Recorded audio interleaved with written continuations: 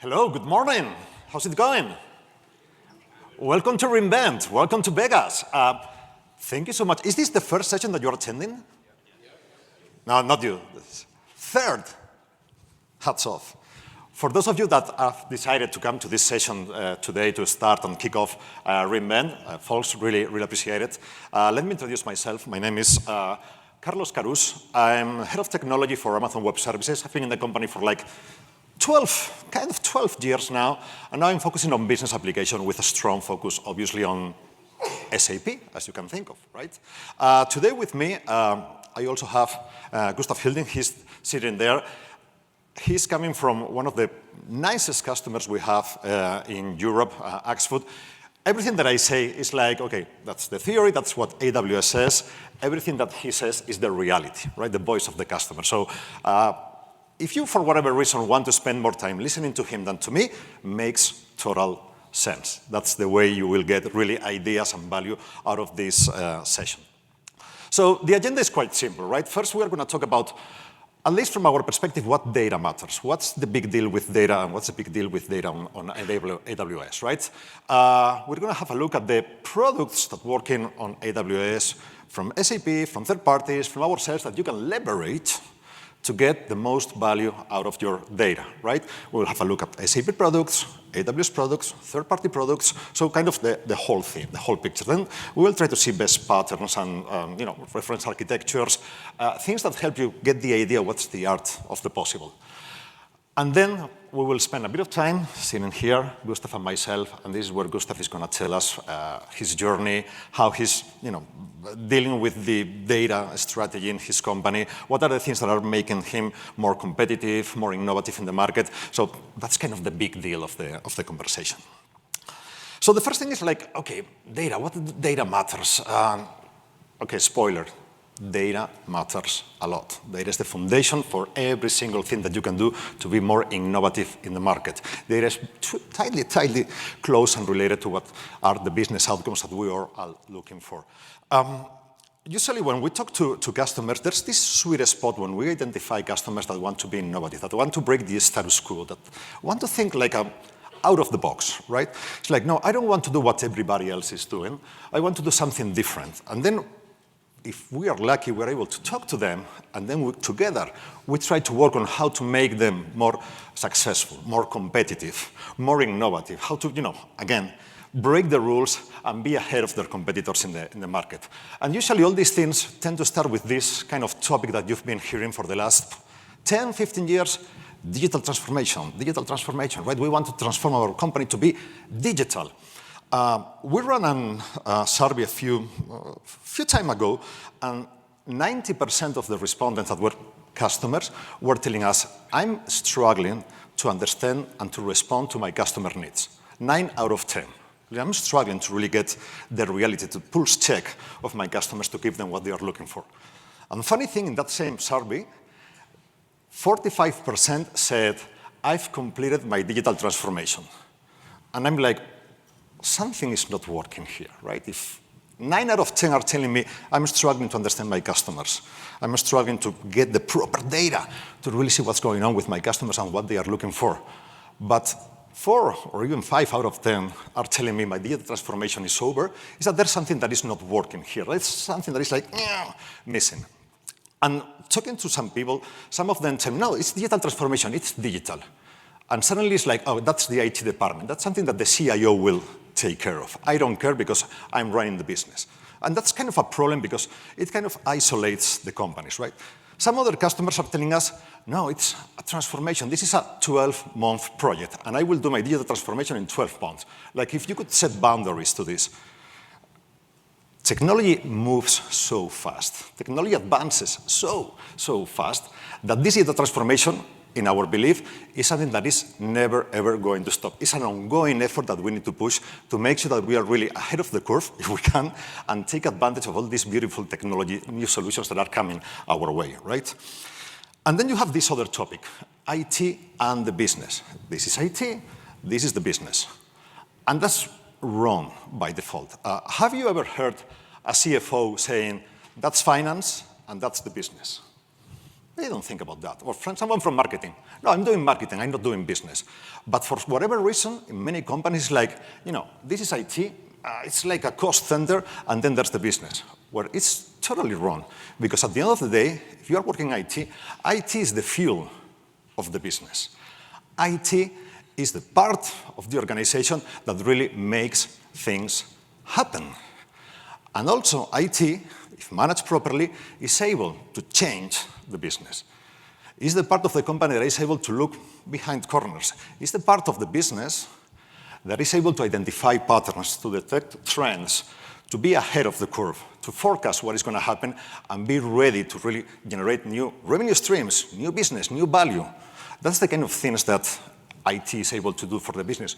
Why? Because, very simple, IT is the business.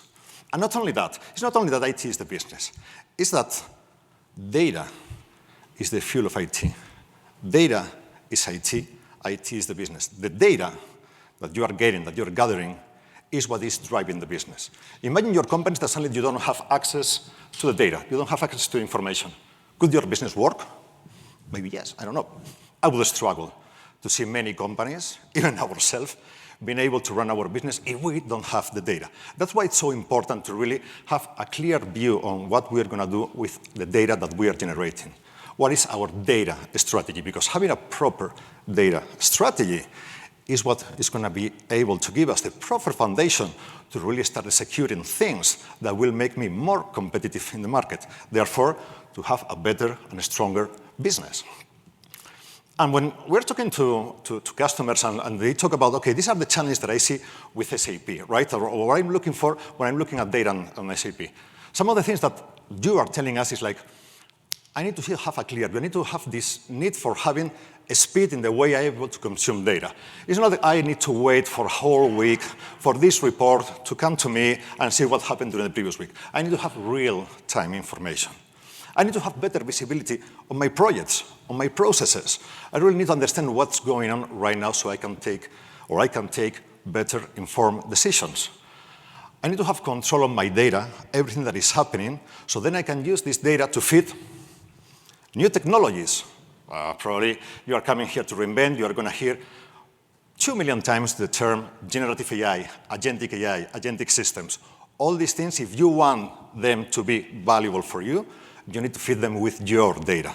And also you need to make sure that this data is controlled, is secure, is accessible, is ready to be used by the people that want to use it in the way they need to use it, and only for those people that can use it and access it. And then people tell me, okay, but why AWS? So out of these things that you see out there, forget about them. I mean, they are there. They are totally right. I mean, it's like we have strong integrations with SAP. We work with third parties, state-of-the-art technology. The thing that really I would tell you, and that's something that I want you to remember, is the value that AWS can provide to you is that together, you and our teams can start defining what is the real or the most valuable solution for you. We have an incredible team of solutions architects, experts that really know every single thing about how the data works within the SAP world, with BDC, BTP solutions, AWS native solutions, third parties from Databricks, Snowflakes. Having this conversation with you is what is going to make the difference. Because I guarantee you something. If you came here just looking for this silver bullet about what should I be doing with my data management on SAP, sorry, folks, there's no silver bullet. What we can do with you is to craft, is to build your silver bullet for yourself to meet your needs and be more, again, efficient, competitive in the market. So many customers already using AWS to run their SAP workloads. Thousands of customers from many different industries, from many different places, with many different use cases. All of them totally different one from the other, and all of them using their own solution for their own needs. When talking about data, there are like 3 main patterns. Imagine that's like the canon way of looking at things, right? Some customers are telling us, you know what, I'm really enjoying all the SAP solutions, and I really want to go with BDC. That's great. That's beautiful. Use it. Nice. And you have all the solutions there. Some others are telling us, you know what, I mean, SAP, we have the information there, but I want to use the AWS native solutions. You have a plethora of beautiful solutions, enterprise-grade open source solutions that I can start using with the security and the safety that I know that AWS is providing, this layer of enterprise superiority on top of them. That's great, that's fine, use them. Some others basically are telling us, you know what, I want to go with third-party tools, right? I really love Databricks, I really love Snowflake. I want to integrate with them. That's good too. Again, what I can tell you is, let's talk about it and let's find what's the best solution for you in terms of risk, cost, knowledge, skill set, outcomes that you want to achieve. That's the value that we can provide you. Because at the end of the day, what we really see is not that there's the solution A or the B or the C. It's a blend of all of them, right? For this particular use case, I'm going to go with this third-party solution. For this other use case, I'm going to use this AWS service. For this other use case, I'm going to stay with what SAP is already bringing me because it's working pretty well. And that's nice, and that's good, right? Reality, you need to adapt the technology to your needs. That's the trick here. An example that we are seeing so many times. You know that SAP Business Warehouse, SAP BW, is in online 2027, right? So what should I do with that, right? I need to move to something else. Should I go from, I don't know, I have a very old ACC system and I want to move to HANA and then I want to move to BDC? Do I want to do the migration from scratch and create everything from new? Again, no silver bullet. Let's try to identify what's going on. Let's try to identify what are your challenges and let's work together on that. An option could be staying with BDC. An option could be staying with AWS native solution. Another option, again, could be using third-party solutions that you all already know. Let's see what's the best option that fits your need depending on so many different angles out there, right?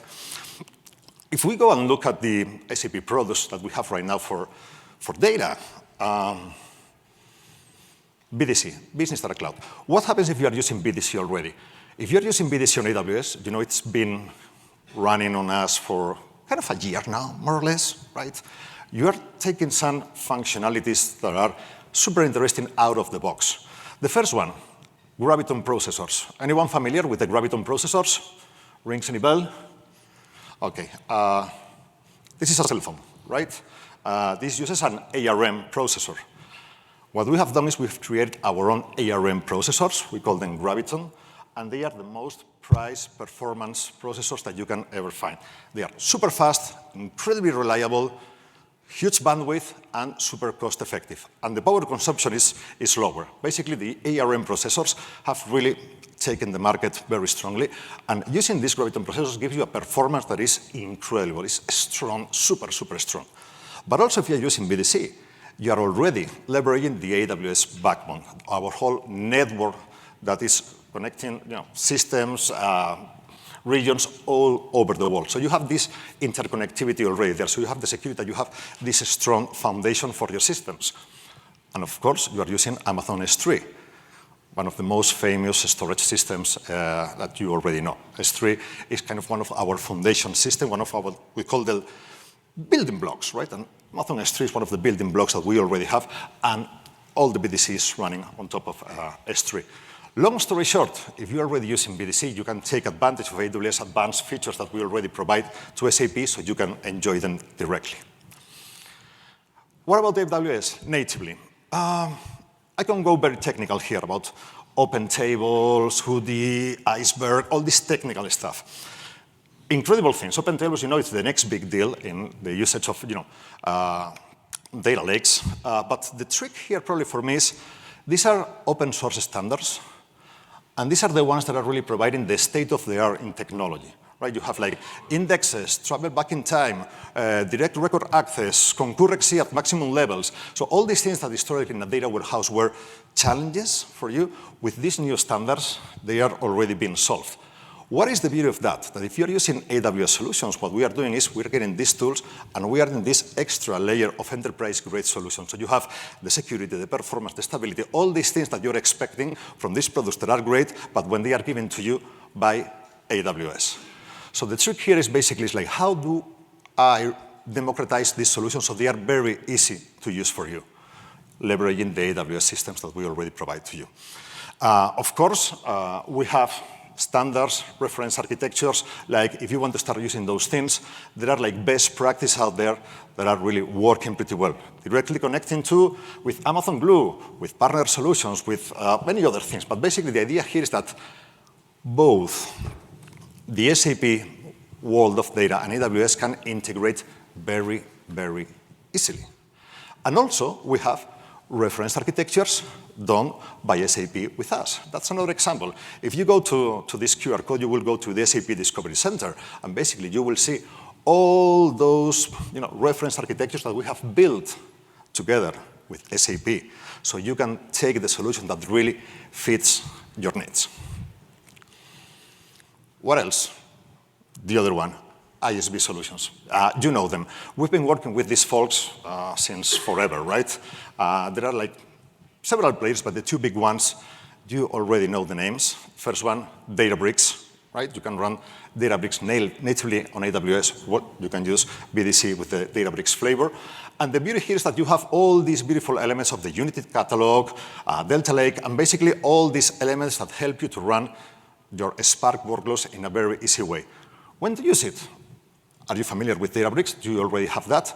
Let's go and talk. Let's see how we can integrate it together. It's super simple. Same thing at the other side of the house with our other friends at Snowflake.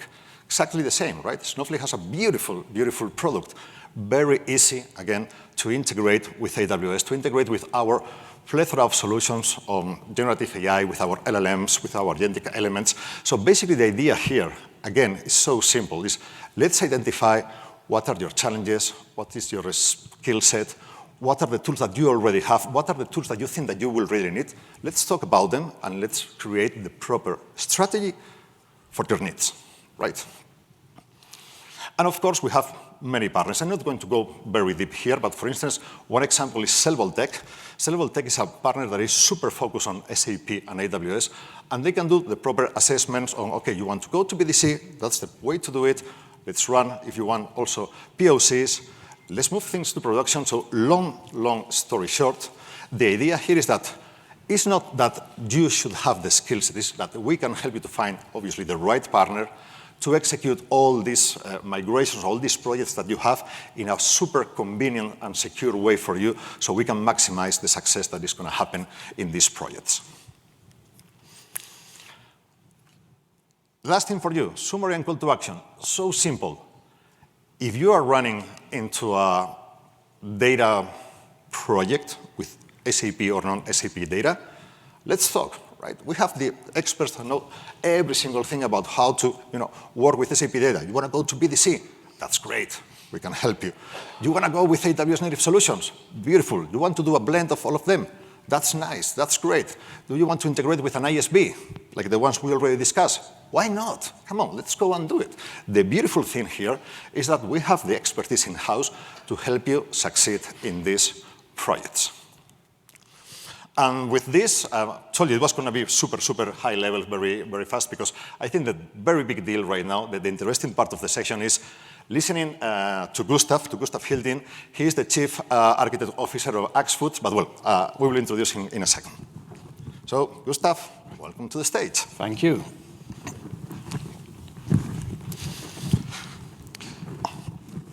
So, very excited to be here in Vegas. Thank you, Gustav, for being here. It's not your first reInvent at all. No. I've been to a couple of reInvents before. I think it's my 10th time in Vegas. So I thought I was here many times until he told me he's the 10th reInvent in Vegas. Yes. Awesome. And hey, why don't you introduce yourself? I mean, you're coming from Sweden. You're working in Axfood, one of our nicest customers, retailer. But tell us a bit about Axfood and yourself. Yeah, thank you. Well, Axfood is a Swedish retailer. We have around 800 stores, and we serve millions of customers every week. I think we have around 25% of market share of all food that's being sold in Sweden, which is quite a lot. So we're really into volumes, and yeah, it's a nice company to be at. I've been there for 15 years now. I started back in 2010. I've had different responsibilities within our teams of web development, portals, and also within architecture. So last 8 years, I've been a chief technical architect at Axfood, working with both SAP and AWS. Before Axfood, I was a consultant. I was an SAP consultant, so I know my old ABAP code. And yeah, it's about 20 plus years of experience there. Wow, nice. And I know you have a pretty decent SAP footprint, right? Like massive amount of CPUs, huge amount of memory, you're using the ERP, so many different components here and there. Tell us a bit about how you're using SAP on your daily basis at Axfood. Well, our journey with SAP started over 15 years ago. I mean, back in the days, we had a plethora of different systems. We really needed harmonization. So we got a lot of business value just by introducing SAP, getting integrated data, integrated processes, and simple ways of working instead of having multiple systems. So for us, we keep most of our data in S4. That's where we have our master data. Since we're in retail, we're running the industry solution for IS Retail as well. So we keep our articles there, the assortment, our campaigns, and a lot of our core processes really run on SAP S4. And we really need to be able to customize S4 as well, because doing retail, you need to customize. So on top of S4, we've got SAP CAR, which is the Customer Activity Repository. Correct. I think it's got everything except the customer object. Right? Anyway, CAR is where you have the point of sales data. So all the receipts from our stores, they flow into CAR. CAR is also the place where we do more unique customizations because we plan our assortment and our promotions in CAR as well. And on top of that, we use AWS. On AWS, we've got our data stack. So we build all our AI and machine learning on top of AWS. And we also build our analytical applications right now on AWS.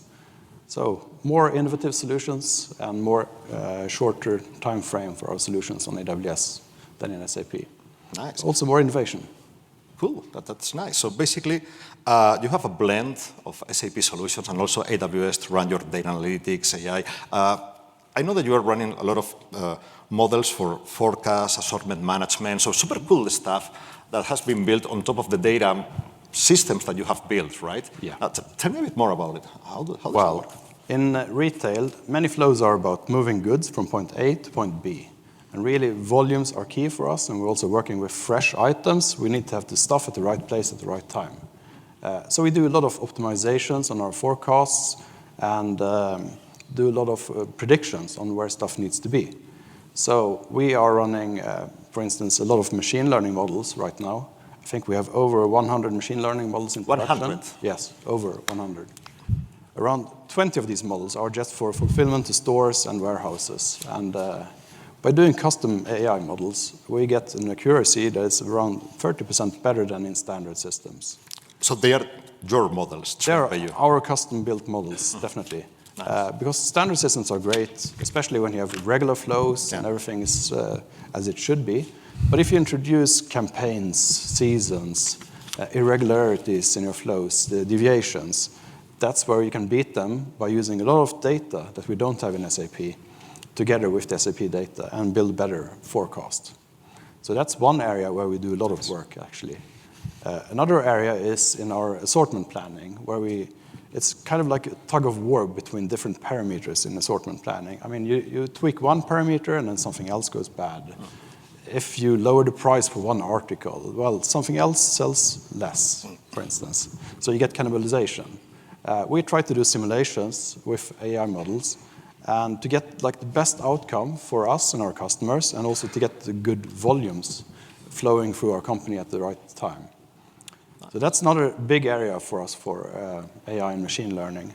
And also when you're doing e-commerce, in our e-commerce, well, our shopping baskets are normally around 50 items. So customer experience is really, really important. If you have to click 50 times, add to basket, you get tired quite fast, right? So we do a lot of article relation models. We use them to do cross-sell, upsell, and recommendations for our customers. We also look at your purchase history, for instance, and serve you with your most favorite items, your most purchased items. And we try to predict what your next best action is going to be. So we also can serve you with recommendations based on what we think. And also give inspiration on what other customers who are similar to you, what they are buying. So that's another area. And yeah, I think I forgot about half of our AI models right now. But that's massive to have so many models trained. But in order to train them, you need to have data, right? Your data, Yeah. which is the one that provides value, right? And right now we are talking a lot about the UDP, unified data. We need to have like a really clear framework on how we are using data, where we are placing data, so we can take the best out of that. For me, sorry, folks. For me, this is vital, right? For a company to really have a proper strategy on data. But what's your point here? Well, I think what's happening right now is that many application providers, like SAP, Salesforce, and other companies, they're building solutions, applications that use big data. For SAP, for instance, they are extracting data from their core systems into BDC, and then they're building new modules on top of BDC. So if you want to buy a new replenishment model in a couple of years when it's finished, it's going to require you to have BDC, probably. At the same time, most customers have already started to build up their ecosystems in the cloud. So we have done that on AWS. Many other customers have done it on some other cloud, maybe. So we have kind of chosen a different way already, where we are with our data stacks. And now you get the question, well, how are you going to marry these two worlds together when SAP comes with BDC and you've got something else? I think you need to have a good data strategy that answers the questions like, are you going to work in data silos? Are you going to federate? Or are you going to replicate all the data? Well, at Axfood, we've been replicating data from all systems, both SAP and non-SAP, for a very long time. For us, the answer is really simple. We need to replicate the data.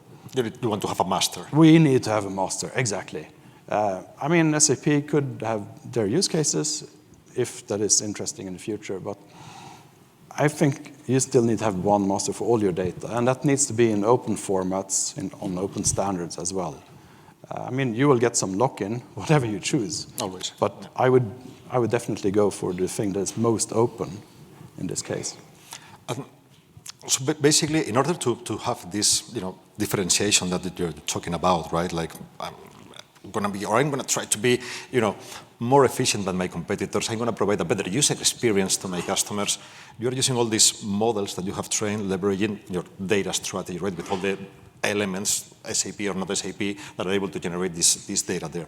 But there are some situations where, these kind of decisions on how I am going to run my data strategy are more like financial, maybe, call it that way, like a CapEx thing than really an innovation. What I'm hearing from you is basically innovation. What's your point there? Imagine when these conversations have been taken by the CFO, maybe another someone that is able to see a bit broader and say, okay, what I want to run is this differentiation that is going to make my company still be valuable and strong after some years, right? Yeah, I think what's going on right now is most customers are migrating from ECC to S4 or to some cloud for that matter. And everybody's like, can I introduce some innovation in that process? I would say that depends on how much you use SAP. For us, it's really intertwined in our business. We've got it everywhere, basically. So doing these projects is a big risk. It's really core processes. Yeah. You don't touch them easily, so to say. So really, also most other customers I know, they tend to go for like a one-to-one scope when they do the S4 migration. Yeah. And then after that, you can do innovation. Because having a clean, right-sized ERP running in the cloud, that's basically the basis for innovation in future.